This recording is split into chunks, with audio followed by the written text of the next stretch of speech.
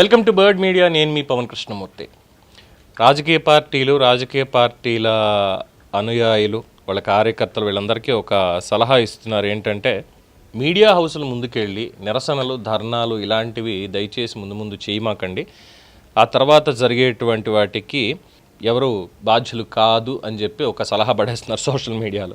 ఎందుకనంటే ఇవాళ వైఎస్ఆర్సీపీ మాజీ ఎమ్మెల్యేలు, కొంతమంది ఎమ్మెల్యేలు, అలాగే నేతలు, కార్యకర్తలు చాలామంది ఏబిఎన్ ఆంధ్రజ్యోతి కార్యాలయం మీద ధర్నాకి వెళ్ళారు.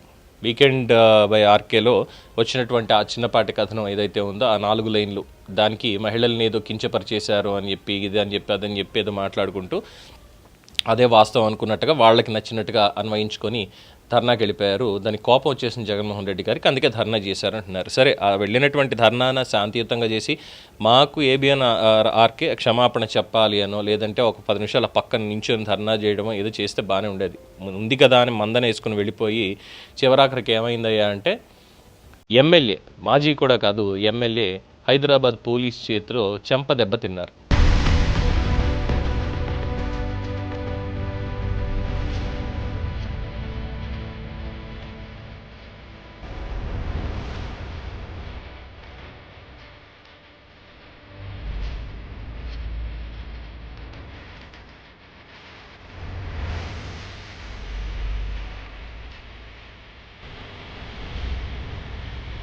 తాటిపర్తి చంద్రశేఖర్ గారు పోలీస్ దెబ్బలు తినాల్సి వచ్చింది ఆఖరికి. గతంలో కూడా బేగంపేట ఎయిర్పోర్ట్ దగ్గర వద్దంటే జనాన్ని బాగా ముందుకు తీసుకెళ్ళి అంతకుముందే మొబిలైజ్ చేసి జగన్మోహన్ రెడ్డి గారు కోర్టుకి, సిబిఐ కోర్టుకి హాజరు నిమిత్తం వెళ్ళిన క్షణంలో, అక్కడ కూడా 11 నిమిషాలు మాత్రమే, అంతకు మించి లేరనుకోండి. ఆ ప్రహసనానికి ఏకంగా ప్రకాశం జిల్లా నుంచి ఎంతమంది జనాల్ని తీసుకొచ్చారు అనేది అందరికీ తెలిసినటువంటిదే. సో అలాంటిదే ఇప్పుడు కూడా చేద్దాం అనుకున్నారు. కాకపోతే ఒకటి మర్చిపోయారు. ఇదేదో ఇంకా ఉమ్మడి రాజధాని హైదరాబాద్లో మన ఇష్టం వచ్చినట్టు చేయొచ్చు అని చెప్పని అనుకుంటే శాంతి భద్రతల విషయంలో హైదరాబాద్ పోలీసులు ఎంత కఠినంగా వ్యవహరిస్తారనేది అందరికీ తెలిసిందే. రాత్రిపూట 11 దాటింది, 12 అవుతోంది అంటే రోడ్డు మీద ఎవరన్నా కనిపిస్తున్నారు, ఎక్కడ ఉన్నారు అంటే లాఠీలకు కూడా పని చెప్తున్నారు అప్పుడప్పుడు. అంతటి స్థాయిలో చర్యలు తీసుకుంటూ ఉన్నప్పుడు వచ్చి ఇక్కడ, అది కూడా చాలా కీలకమైనటువంటి ఏరియా, ఎక్కువ జనసమూహం ఉండేటువంటిది, ఎమర్జెన్సీ, అపోలో హాస్పిటల్స్ పక్కనే ఉన్నాయి. సో మెడికల్ సర్వీసెస్కి ఇబ్బంది అవుతుంది అని చెప్పి ట్రాఫిక్ వాళ్ళు కావచ్చు, లేదంటే శాంతి భద్రతల విభాగం వాళ్ళు కావచ్చు, అందరూ కూడా ముందే చెప్పారు, మీరు ధర్నా శాంతియుతంగా చేయాలంటే ఈ టైం మీరు జాగ్రత్తగా చేసి వెళ్ళిపోవడమే తప్ప ఇంకోటి కాదని. అది కూడా ఏంటి, పొద్దున వచ్చిన తర్వాత అసలు ముందస్తు మేము ఇక్కడ ధర్నాకు వస్తున్నామనో ఇంకోటనో ఏ ప్రకటన లేదు. వెంటనే ధర్నా చేసేయాలి, క్షమాపణ చెప్పేసేయాలి.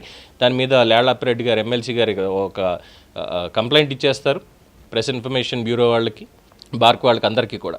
అక్కడికి అదైపోయింది. సో ఈ ప్రహసనంలో పోలీసులు శాంతియుతంగా చాలా మంచిగా చెప్పారు, గౌరవంగా చెప్పారు.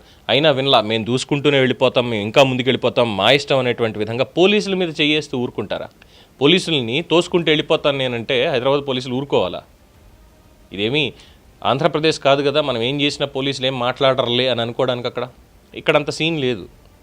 ఇక్కడ ఎవరి మాట వినరు. అండ్ రెండోది, ఇక్కడ ఉన్నటువంటిది రేవంత్ రెడ్డి ముఖ్యమంత్రి.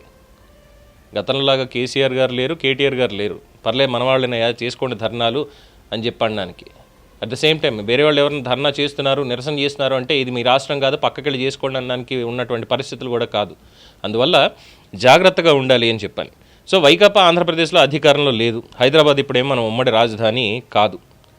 ఎమ్మెల్యేలు కానీ వైసీపీకి సంబంధించి అసెంబ్లీకి వెళ్లకుండా ఈ ధర్నాలు వీటికి వచ్చేటువంటి ఎమ్మెల్యేలు కొత్త సిలబస్ నేర్చుకోవాలి అని చెప్పని. దీనికి సంబంధించి సోషల్ మీడియాలో పొరుగు రాష్ట్ర రాజధానిలో ఒక మీడియా సంస్థపైకి గుండాల మాదిరిగా వెళ్ళి అక్కడ అడ్డుకున్న హైదరాబాద్ పోలీసులను బూతులు తిడితే వాళ్ళు ఊరుకుంటారా? అందుకే చెంపకు పట్టి పీకి పంపించారు. పొద్దున లేస్తే సాక్షి చేసే విష ప్రచారానికి మరి ఎన్ని పీకాలి? ఏబిఎన్లో చెప్పిన దాంట్లో తప్పే ఉంది. పందిని కూడా నంది అన్న నమ్మే రకం వైకాపా కార్యకర్తలు, పెళ్ళం కాదు చెల్లి అన్న నమ్మి పెళ్లి సంబంధాలు చూసే నమ్మకస్తులు అని ఆర్కే ఎద్దేవా చేశారు. దానికి దాడి చేయడానికి వెళ్ళాలా? నారాసుర రక్త చరిత్ర నుండి రోజు రాసి వచ్చేసే రోతలకు, బూతులకు మరి వాళ్ళని ఏమనాలి? కానీ ప్రజాస్వామ్య వ్యవస్థలో చట్టం, న్యాయం వ్యవస్థలు కూడా ఉన్నాయి అని గుర్తుంచుకోవాలి. హైదరాబాద్లో అచ్చోసిన ఆంబోతుల్లా ప్రవర్తిస్తే అక్కడ ప్రభుత్వం ఊరుకుంటుందా? మీడియా స్వేచ్ఛను ఆ ప్రభుత్వం మాత్రం కాపాడదా అని చెప్పి సోషల్ మీడియాలో కామెంట్స్.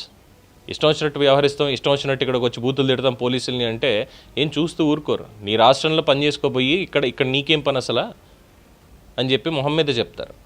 ఇంకా అరెస్ట్ చేసి కేసులు పెట్టలేదు, సంతోషం, సద్దుమణిగింది పరిస్థితి కాస్త. ఎందుకంటే ఆ మాత్రం ట్రీట్మెంట్ అయిన తర్వాత మెల్లగా ఎవరికి వాళ్ళు జారుకోవడం జరిగింది అక్కడి నుంచి.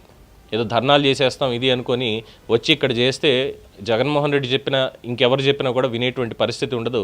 హైదరాబాద్ పోలీసులతోటి అస్సలు వాళ్ళ జోలికి దయచేసి వెళ్ళొద్దు అని అందరూ చెప్తారు.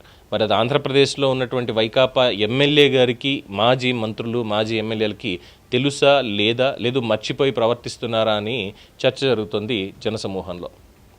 సో మొత్తానికి ఆ విధంగా ట్రీట్మెంట్ ఎండ్ అయ్యింది. దీని మీద మీ అభిప్రాయం తెలియచేయండి. చూస్తూనే ఉండండి ది బర్డ్ మీడియా.